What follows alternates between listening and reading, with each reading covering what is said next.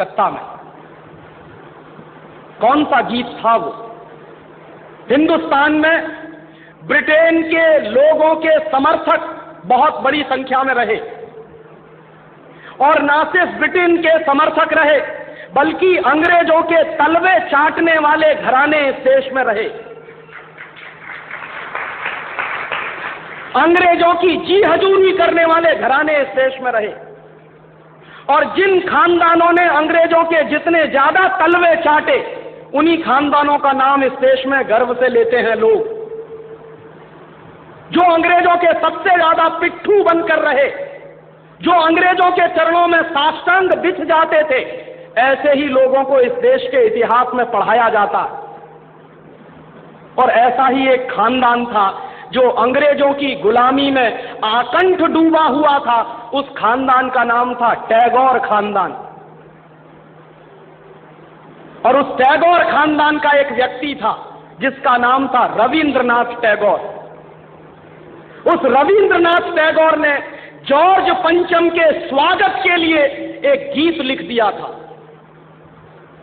और ना सिर्फ उस आदमी ने वो गीत लिखा, बल्कि कलकत्ता में जब जॉर्ज पंचम पहुंचा और उस भरी सभा में जहां लाखों लोग उपस्थित थे, हिंदुस्तान की गुलामी का गीत गाया गया और ब्रिटेन के राजा का सम्मान किया गया। और ये काम रविंद्रनाथ टैगोर ने अपने मुंह से किया।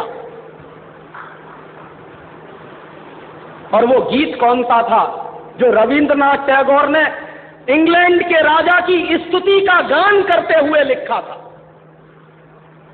वो गीत वही है जिसको आप कहते हैं जनगण मन अधिनायक जय हे भारत भाग्य विधाता।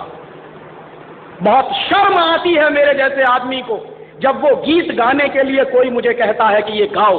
क्यों गाएं उस गीत को? रविन्द्रनाथ टैगोर तो चापलूसी करते थे अंग्रेजों की, रविन्द्रनाथ टैगोर तो चाटुकार थे अंग्रेजों के, और रविन्द्रनाथ टैगोर तो साइकोफेंट थे अंग्रेजों के।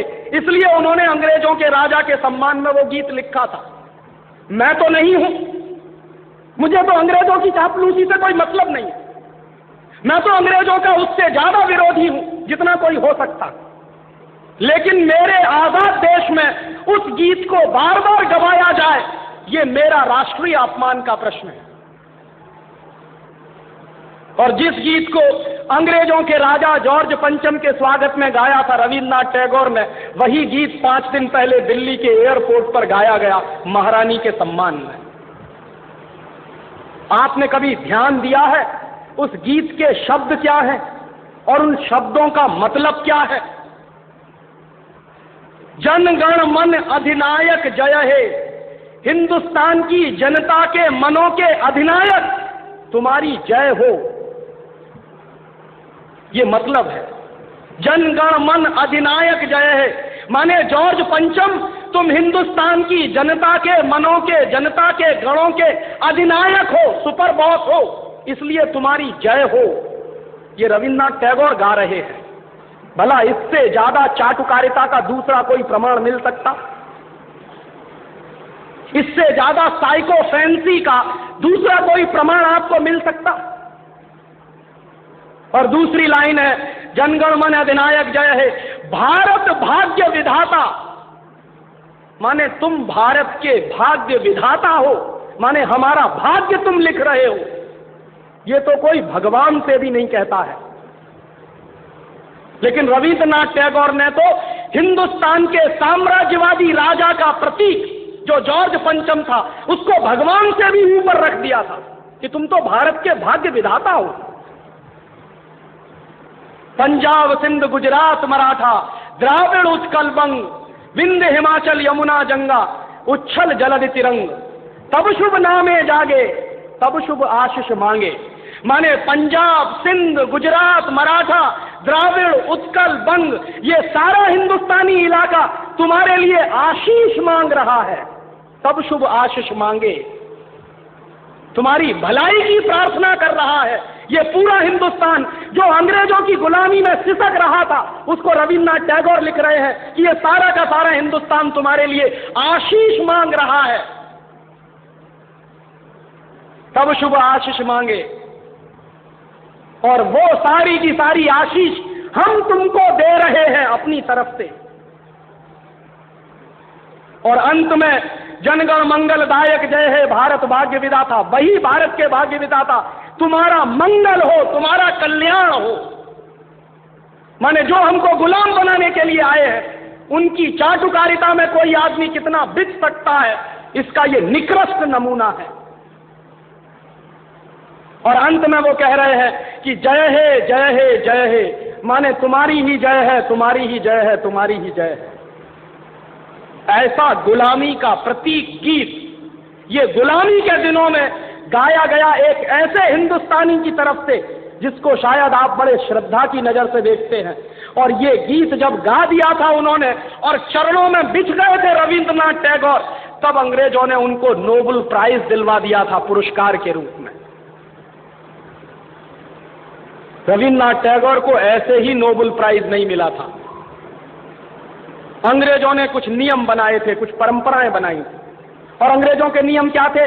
जो अंग्रेजों की जितनी ज्यादा चाटुकारिता करे, जो अंग्रेजों के जितने ज्यादा पैर चाटे, उसी को अंग्रेजी सरकार राय बहादुर का खिताब देती थी। उसी को अंग्रेजी सरकार हिंदुस्तान में और इंग्लैंड में नाइटहुड की पदवियां दिया करती थी। ऐसे ही लोगों को अंग्रेजों की तरफ से इनाम मिलते थे क्योंकि वो अंग्रेजों के चरण चाटते थे और हिंदुस्तान को गालियां देते थे। और ऐसे चरण चाटू लोग आपने नाम सुना है, हिंदुस्तान के राजाओं के दरबार में कुछ चारण और भाट हुआ करते थे। वो चारण और भाट क्या करते थे? राजा चाहे जितना गंदा हो, चाहे जितना बदमाश हो, चाहे जितना लफंगा हो, लुच्चा हो, वो चारण और भाट हमेशा राजा की प्रशंसा ही करते थे। बदले में राजा उनको कुछ इनाम बांटता था। ऐसे चारण भाटों का खानदान है ये टैगोर खानदान, जिन्होंने ये गीत लिखा है। और मेरा अंदर से रोम रोम कांप जाता है जब कोई मुझे कहता है कि राजीव भाई जनगण मन गाइए। क्यों गाएं? हिंदुस्तान का गीत नहीं है जनगण मन अधिनायक है। हिंदुस्तान का गीत तो वंदे मातरम रहा है।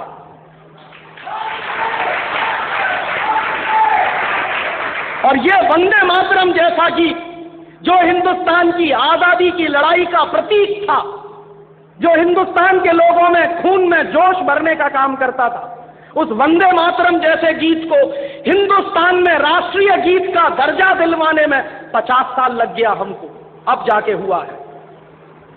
लेकिन जो गुलामी के जमाने का गीत था जनगण मन अधिनायक जय है, वो आजादी के तुरंत बाद हिंदुस्तान के उन गुलाम लोगों ने जो शरीर से आजाद होंगे लेकिन दिमाग से गुलाम होंगे, हिंदुस्तान का राष्ट्रीय गीत बनाया था उन्होंने।